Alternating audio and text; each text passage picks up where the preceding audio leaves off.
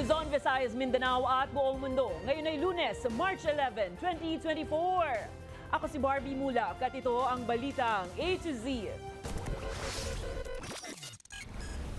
Kapag kailangan po ng assistance ng PNP, ay lagi naman po tayong naka-ready. Korte sa Amerika, nagbaba na ng request sa PNP para hulihin ang wanted ng FBI na si Kingdom of Jesus Christ Church leader, Pastor Apollo Kibuloy. Habang liderato ng Kamara nanindigan, Kibuloy hindi excused sa SMNI hearing bukas. Pangulong Marcos lumipad na sa Europa para sa back-to-back working at state visit sa Germany at Czech Republic. Sa pirmahan ng kontrata bilang automated election service provider sa 2025 midterm polls, Miro Systems pinabulaanan ng pagkakasangkot sa isyu ng election fraud. At sa ating balitang showbiz, Robert Downey Jr. at Emma Stone kabilang sa winners ng Academy Awards. Magandang gabi, pambungad sa ating newscast. Nagbaba ng request ng California Court sa Estados Unidos sa Philippine National Police para hulihin na ang wanted ng Federal Bureau of Investigation na si Kingdom of Jesus Christ Church leader at self-appointed Son of God, Pastor Apollo Kibuloy. Alamin yan sa balitang A to Z ni Ian Maghanoy. Sinuportahan ni former Senator Leila de Lima si Senator Risa Hontiveros para sa isinasagawang investigasyon ng komite nito sa Senado hinggil sa mga alegasyon laban kay Kingdom of Jesus Christ founder at self-appointed Son of God, Pastor Apollo Kibuloy. Kailangan ng issue na yung warrant of arrest, issue na. Although meron pa rin ilang-ilan na mga nag-oppose. And nakita naman natin na yung mga dahilan nila medyo hindi katanggap-tanggap dahil kaibigan or what. Dismayado ang dating senador sa kasalukuyang hanay ng mga senador sa tila raw pagkampi pa ng Senado kay Kibuloy na inaakusahang ng aabuso sa sarili nitong mga miyembro. Is that a reason? That cannot be a reason for sitting senators because their duty is really to comply or to adhere to the correct procedures sa Senate. Meron silang sworn duty to really find out also the truth about these things. Ayon kay De Lima, magkaiba ang proseso ng investigasyon ng Senado kay Kibuloy sa pagkakastigo dito ng Department of Justice. There's a long line of precedents na even if there are pending criminal cases against the subject of a legislative inquiry, ay pwede pa rin mag-proceed yung legislative inquiry because these are two separate, distinct objectives. Duda naman si Hontiveros kay dating Pangulong Rodrigo Duterte ngayong ipinagkatiwala na ni Kibuloy ang mga properties nito sa dating Pangulo. Aniya, mukhang ganoon na lang daw ang tiwala ni Kibuloy kay Duterte. Dahil usually po ang nag-aatas ng isang administrator sa kanyang properties ay isang tao na hindi kayang siya ang mga siwa sa mga properties niya. Dahil sa ugnayang Kibuloy Duterte, lalo raw tumataas ang spekulasyong posibleng takasan nga ni Kibuloy ang mga akusasyon ng rape, torture at iba pang krimen. May kasabihan pa nga, di ba? Tell me who your friends are and I'll tell you who you are. Kaya ang muling panawagan ito sa Bureau of Immigration na siguruhin na sa lahat ng borders ng ating bansa, sa lahat ng mga ports of exit ay hindi makatakas. Samantala, kinumpirma naman ng PNP na may natanggap na itong request mula sa California Court na arestuhin na si Kibuloy. Pero hihingi muna raw ang PNP ng basbas mula sa higher authorities para pagbigyan ng hiling ng California Court para tuluyang maaresto ng pulisya si Kibuloy. Pag kailangan po ng assistance ng PNP, ay lagi naman po tayong naka-ready na magbigay po ng assistance sa other concerned government agencies po like DOJ and DFA po. Para sa balitang A to Z, Ian Maghanoy. Hindi excuse sa sapina ng Kamara si Pastor Apollo Quiboloy. Yan naman ang iginigiit ng ilang House leaders kasunod ng liham ni Quiboloy na nagsasabing ibang SMNI officials na lang ang padadaluhin sa committee hearing ukol sa broadcast franchise ng media network. Samantala, wala namang nakikitang problema sa ngayon ng ilang kongresista ukol sa pagkakatalaga sa dating Pangulong Duterte bilang tagapamahala ng mga pagmamayari ng Kingdom of Jesus Christ. Narito ang ating balitang A to Z. Naniniwala po kami, meron po siyang alam at may kinalaman po siya. Nanindigan ng liderato ng Kamara na kailangan pa ring dumalo ni Pastor Apollo Quiboloy sa pagdinig bukas March 12 ukol sa alegasyon ng mga paglabag ng Sunshine Media Network o SMNI, ang media network ng Kingdom of Jesus Christ na pinamumunuan ng pastor. Pastor Quiboloy has to respect the legislative process of Congress. Ito ay kahit pa nagpadala na ng liham ang kampo ni Quiboloy nitong Biyernes para sabihing ibang SMNI officials na lang ang dadalo sa hearing dahil matagal na umano siyang hindi bahagi ng naturang media network. Pero ang katuwiran na ito, hindi katanggap-tanggap para sa mga kongresista. We call on Pastor Quiboloy to attend po, no? Because like we've always said, this would be the best opportunity to explain his side.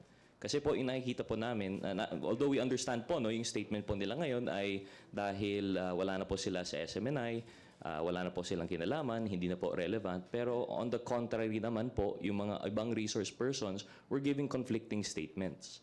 So I don't think the pastor has anything to fear. I mean, this is a legislative franchise committee hearing. We have done this in the past. Many times, resource persons have been invited. Many times, resource persons have presented themselves.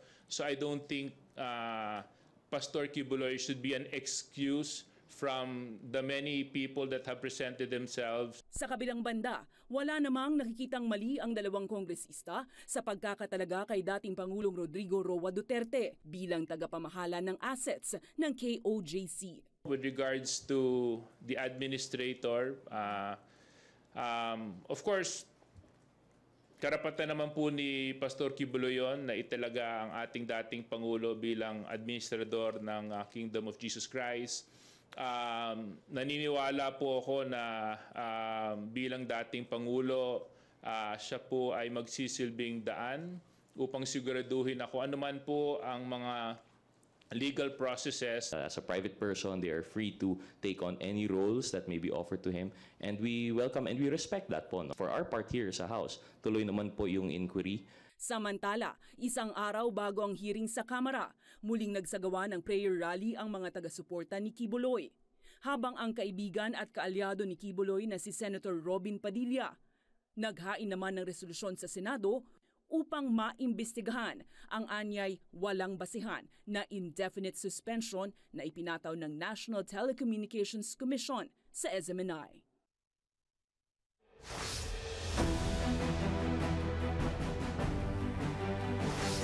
Tumulak na patungong Europa ang Pangulong Ferdinand Bongbong Marcos Jr. para sa kanyang working visit sa Germany at state visit naman sa Czech Republic. Kasama ng Pangulo si First Lady Liza Marcos at ang delegasyon ng Pilipinas. Sa kanyang departure statement, binigyang diin ng Pangulo ang target na mapalakas ang ugnayan ng Pilipinas sa dalawang bansa. Partikular na yan sa sektor ng renewable energy at agrikultura. We are eager to invite German and Czech businesses to consider the Philippines as a production hub for their products. During our time in Germany and the Czech Republic, we will underscore our unwavering commitment to strengthening partnerships with like-minded countries, promoting the rules-based international order which serves as a cornerstone of global peace and of stability. Nagpaabot naman ng pakikiramay si Pangulong Ferdinand Bongbong Marcos Jr. sa mga kaanak ng dalawang Filipino seafarers na nasawi sa pag-atake ng Houthi rebels sa Gulf of Aden. Anya, nakikipag-ugnayan na ang gobyerno sa mga pamilya ng dalawang Pilipinong mandaragat sa pagpapauwi ng kanilang mga labi. Mababatid na 3 pang Pinoy ang nasugatan sa naturang insidente. Samantala, makakauwi na rin ng Pilipinas ang 11 pang tripulanteng Pinoy na sakay rin ng inataking barko ng Houthis ayon yan sa Department of Foreign Affairs. Out of the 15 to have died, no? 11 are returning tomorrow.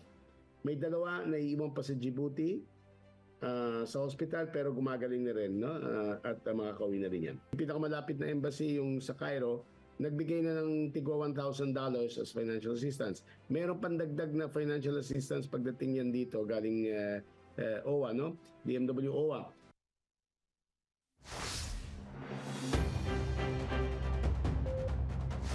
Good news para sa ating mga motorista, magkakaroon ng bawas presyo sa produktong petrolyo simula mamaya, araw ng Martes.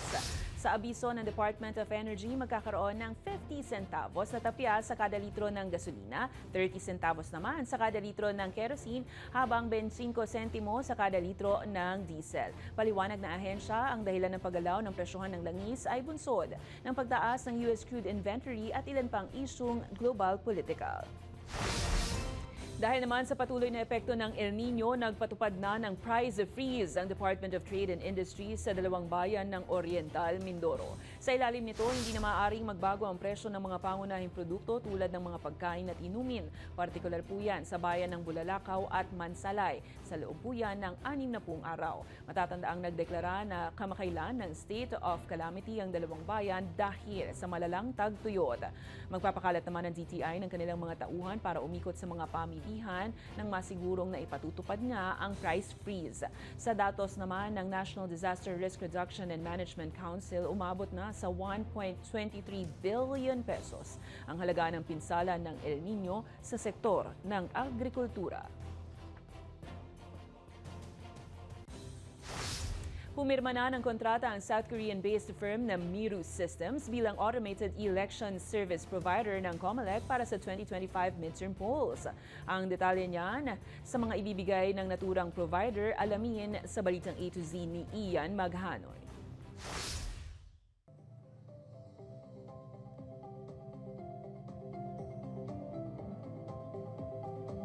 Opisyal nang pumirma ng kontrata ang Commission on Elections at ang joint venture na South Korean-based firm na Miru Systems Company Limited sa 17.9 billion peso contract para maging service provider ng parating na 2025 midterm polls. Kasama rito ang gagamiting election management system, hardware at software, maging ang mga automated counting machines na aabot sa humigit 100,000 makina. Ito ang kauna-unahang beses na nagpalit ng service provider ang bansa mula sa kontrobersyal na Smartmatic na tanging poll-tech provider mula ng maging automated ang halalan sa Pilipinas noong 2010. We could promise, we could guarantee that we'll be transparent all the way throughout the process. We will abide by the rules of the COMELEC of this nation, of the Philippine nations. Pinabulaan na naman ng naturang service provider ang mga umunoy kumakalat na issue patungkol sa election fraud na naganap umuno sa bansang Congo at Iraq. We were free of any irregularities during the election. The opposition party had won the election, and after that, there were 3 months of manual recount of the votes that they got from the machines. Nagbabala naman ang COMELEC sa umunoy mga politiko na may masamang balak para sa parating na eleksyon. Merong Republic Act 9369 na ang tawag natin doon ay electoral sabotage. Kapag ka nagkaroon ng irregularity ng boto ng more than 10,000, that's life imprisonment. Samantala, sinabi naman ng COMELEC na hindi nito kayang pagbigyan ng hiling ng Parish Pastoral Council for Responsible Voting o PPCRV na tanggalin ang security cameras na ibinibida ng Miru Systems. Para sa Balitang A to Z, Ian Maghanoy. Sa iba pang balita, pinasinayaan ngayong araw ni Senate Majority Leader Joel Villanueva at Senator Christopher Bongo ang pagbubukas ng Malasakit Center sa Joni Villanueva General Hospital sa Bocaue, Bulacan. Ito na ang ikatlong Malasakit Center na naipatayo sa probinsya. Sa talumpati, sinabi ni Villanueva na malaki ang maitutulong ng Malasakit Center sa lalawigan dahil marami ang makakalibre sa pagpapagamot.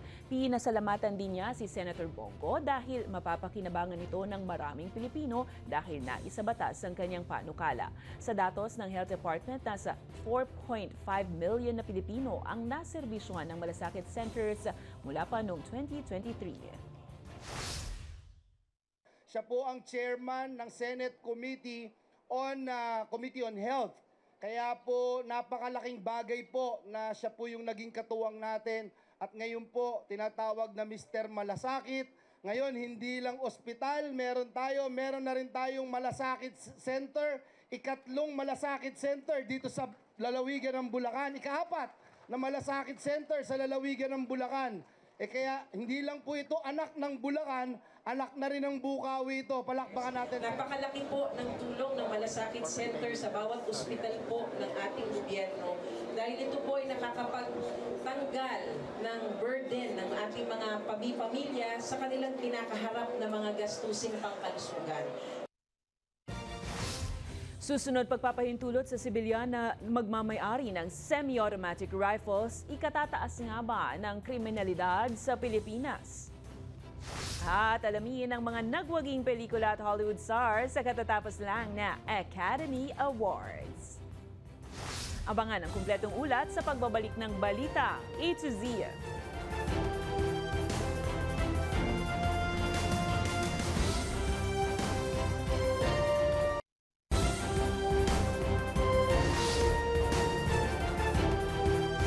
Mariing pinabulaanan ng Philippine National Police na posible umanong tumaas ang bilang ng kriminalidad sa bansa kapag tuluyang naamyendahan na ang pagpapahintulot sa mga sibilyan na magmay-ari ng semi-automatic rifles. Samantala, pabor naman ang grupong Volunteers Against Crime and Corruption sa hakbang na ito, pero kailangan daw magkaroon ng malawakang public consultation. Ang detalye sa balitang ito ni Kim Salinas. Mainit na usapin ngayon ang nais ng Philippine National Police na pag-amyenda ng Comprehensive Firearms and Ammunition Law kung saan papayagan na ang pribadong individual na magkaroon ng semi-automatic firearms katulad ng isang M14 rifle.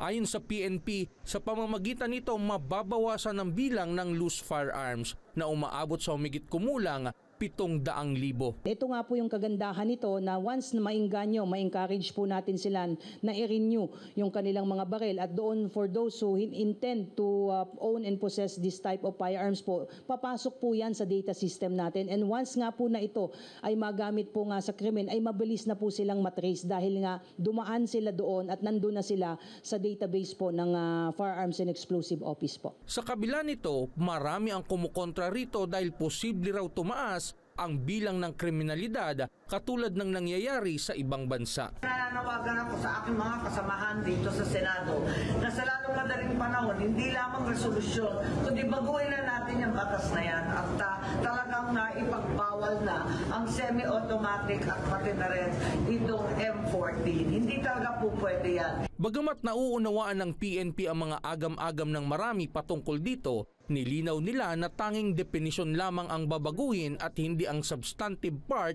ng naturang batas. Hindi mangyari yung pangamba po ng iilan. Ang inaasahan nga po nating mangyayari dyan ay bababa po yung krimen natin. Sa kabila nito, pabor naman dito ang grupong Volunteer Against Crime and Corruption. Walang kasiguraduhan na bababa ang krimen, pero wala ring numbers o kasiguraduhan data na tataas ang krimen. Kaya nga ang hiling lang natin, let us give it another chance. It will be a big equalizer against local terrorists, well-organized crime groups, and also external aggression. Sa datos ng PNP, humigit sa 5,000 gun-related incident ang naitala noong 2022 at kulang-kulang naman sa 5,000 noong nakaraang taon habang nasa 800 na ang naitala simula nitong Enero. Gayunpaman, hiling ng grupo na magkaroon din sana ng malawakang public consultation. Kung pwede, bago i-roll out ngayong end of March, magkaroon ng malawakang, thorough public consultation na ma-involve po nila dito yung multi-sectoral members ng society katulad ng kayo po, mga tri-media, civil society, non-governmental organization, members of the church. Pero sa ngayon, nananatili pa rin naman na bawal ang paggamit ng semi-automatic rifle ng mga sibilyan hanggat hindi patuluyang naaamyendahan ang batas. Para sa Balitang A to Z, Kim Salinas. Inaalam na ng PNP kung kanino at saan nagmula ang nasabat na bloke-blokeng cocaine na nakumpiska sa karagatang bahagi ng Eastern Samar noong March 9. Ayon kay spokesperson Jean Fajardo, nagsasagawa na sila ng investigasyon katuwang ang PIDEA, Coast Guard at Philippine Navy. Posible rin daw na may nakapasok na foreign drug syndicate sa bansa. Matatandaang noong Biyernes, nalambat ng isang mangingisda sa karagatan na sakop ng Barangay Tangbo sa Arteche, Eastern Samar, ang mahigit 20 mabibigat na pakete ng cocaine na nagkakahalagang humigit 100 milyong piso. Nasa kustodiya na ito ng PNP Drug Enforcement Unit. Now we are looking at the possibility na dito sa cocaine po na to, alam po natin na ang market po talaga niyan ay nandiyan sa parte po ng South America. So there is a possibility na maaring diyan din po yung naging source po nito. Naghain ng kasong cyber libel ang dating Senator Kiko Pangilinan laban sa YouTube channel na Bungangera TV. Batay sa inihaing reklamo ni Pangilinan, nagpo-post umano ang YouTuber ng mga video na nagpapakita na pinagmamalupitan umano ni Kiko ang asawang si Sharon Cuneta at mga anak nito. Ayon sa dating mambabatas, nakasisira ng reputasyon ng naturang vlogger at pansarili lamang ang hangad nito para tumaas ang bilang ng subscribers at viewers. Humingi naman ng tulong si Pangilinan sa Cybercrime Division ng National Bureau of Investigation para kolektahin na ang mga videos at malaman ang pagkakakilanlan ng may-ari ng Bungangera TV channel. Masyado silang arugante na hinahayaan nila yung ganitong klaseng mga pagwawasak ng mga pagkatao ng ibang tao. Mga social media, digital ads, advertising. No? Mga kumpanya ito, mga kilalang kumpanya. Pinag-aaralan namin ngayon, ang pakiusap natin sa mga kumpanyang ito, busisiin nyo ng husto kung saan napupunta yung mga digital advertising ninyo. Dahil kung ito ay napupunta sa mga channel na nagkakalat ng libel, pwede silang maging liable for moral damages.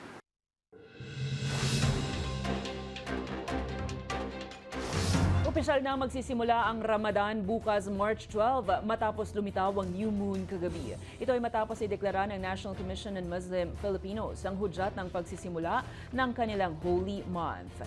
Samantala, para naman sa papalapit na Holy Weekend ng mga Katoliko, naghahanda na ang Civil Aviation Authority of the Philippines o CAAP sa pagdagsa ng mga pasaherong magbabakasyon at magsisiuwian sa kani-kanilang probinsya. Ayon kay CAAP spokesperson Eric Apolonio, inilalatag na nila ang mga plano para sa Oplan Biyaheng Ayos Semana Santa para sa maayos na sistema ng pagbibiyahe ng mga pasahero.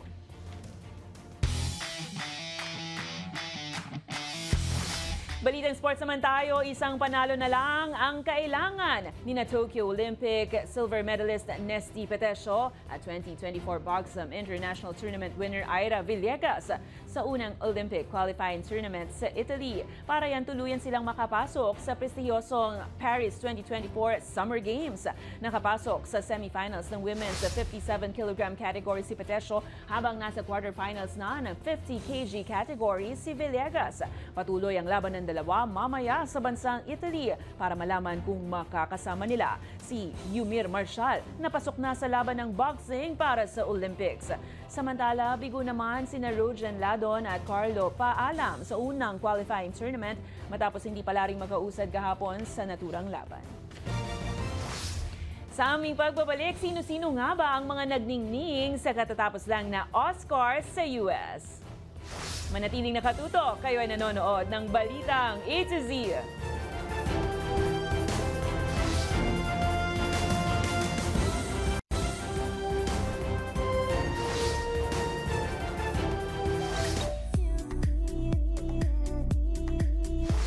Sa Balitang Showbiz, humakot ng 7 parangal ang pelikulang Oppenheimer sa katatapos na Oscars. Nakuha nito ang Best Picture, Best Cinematography, Best Film Editing, Best Original Score, Best Actor para kay Cillian Murphy at Best Director bilang pagkilala sa husay ng British-American filmmaker na si Christopher Nolan. Ang pelikulang Oppenheimer ay tungkol sa direktor ng laboratorio ng atomic bomb sa Los Alamos, New Mexico na si J. Robert Oppenheimer na gumawa ng practical framework kung paano ibabagsak mula eroplano ang naturang bomba. Wagi rin bilang Best Supporting Actor si Robert Downey Jr. na bahagi rin ng pelikula. Samantala, ang Best Supporting Actress naman ay napunta kay Davin Joy Randolph para sa pelikulang The Holdovers. Habang wagi rin bilang Best Actress naman si Emma Stone para po yan sa pelikulang Poor Things na humakot din ng parangal na Best Production Design, Costume Design at Makeup. Habang nakuha naman ng pelikulang Anatomy of a Fall ang Best Original Screenplay, Best Adapted Screenplay naman ng American Fiction at Godzilla -1 ang pagkilala bilang Best Visual Effects. Sa Best Sound, nakuha ito ng The Zone of Interest.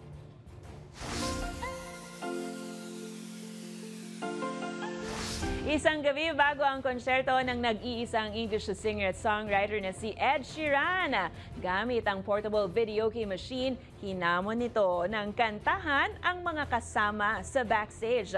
Kumasa naman kaya ang then and then at maging ang singer na si Callum Scott? Narito ang nakaka-GV na video. We have a portable karaoke machine because karaoke is very popular in the Philippines, and we are going to sing some songs.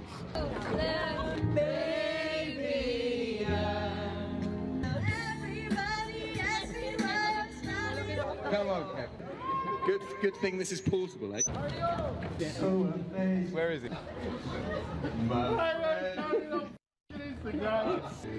I did it my way. Looking out for a place to go.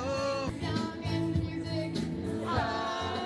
Dancing queen. Yeah. And I just wanna tell you I am. I got two, Maroon 5.